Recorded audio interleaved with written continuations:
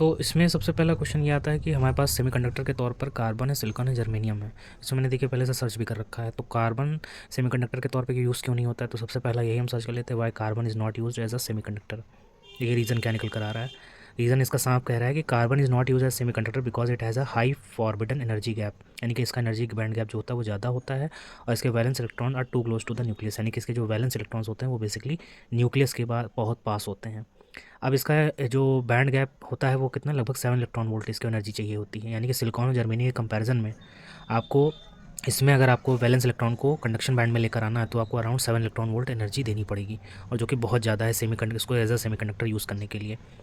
और सेमीकंडक्टर में क्या कहा गया, semiconductors have lower forbidden energy gap usually between 1 to 3 electron volt, और वो भी आपने सिलिकॉन और जर्मेनियम में देखा होगा कि ये आपका अराउंड 1.17 इलेक्ट्रॉन वोल्ट होता है सिलिकॉन के लिए, और जर्मेनियम के लिए आपका 0.74 इलेक्ट्रॉन वोल्ट। तो ये सबसे बड़ा रीज़न है कि हम कार्बन को एज अ सेमीकंडक्टर क्यों नहीं यूज़ करते हैं।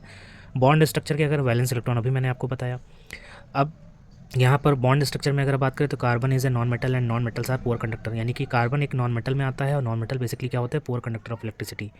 और ऐसा क्यों poor conductor of electricity, due to their bond structure. तो ये कुछ रीज़न है जिससे आप समझ सकते हो कि आप कार्बन को एज अ सेमीकंडक्टर नहीं यूज़ कर सकते हो। नेक्स्ट बात करेंगे कि हम लोग सिलिकॉन को ज़्यादा यूज़ करते हैं इन कंपैरिजन ऑफ जर्मेनियम। तो इसका रीज़न ये देखिए मैंने पहले से सर्च किया हुआ था। इसमें अगर आप देखेंगे तो इसमें भी आपको साफ साफ दिखेगा, क्या ये जेमिनी एआई है बेसिकली गूगल का। अब इसमें देखिएगा, silicon is more widely used and germanium semiconductor for a number of reason. सबसे पहला अबंडेंस, सबसे ज़्यादा अधिकता में पाए जाने के कारण सिलिकॉन को यूज़ किया जाता है। दूसरा थर्मल स्टेबिलिटी।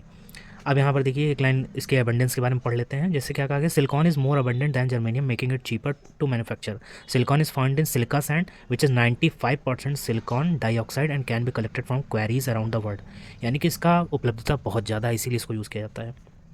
जर्मेनियम की बात करें, germanium is scarce making up only about 1.5 parts per million of the earth crust, यानी कि अर्थ क्रस्ट के 1.5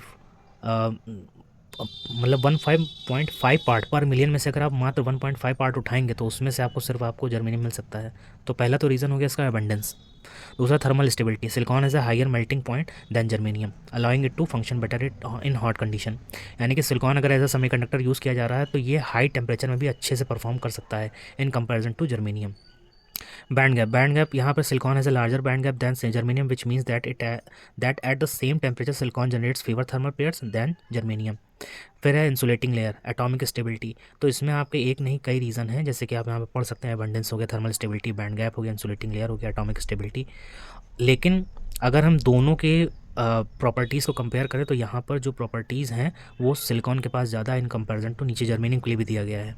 तो इसलिए यहाँ पर अगर आप इस पूरे रीज़न को आप सर्च करके पढ़ेंगे तो आपको बहुत अच्छे से समझ में आ जाएगा कि सिलिकॉन का यूज़ ज़्यादा किया जाता है as a semiconductor in comparison to germanium. ठीक है।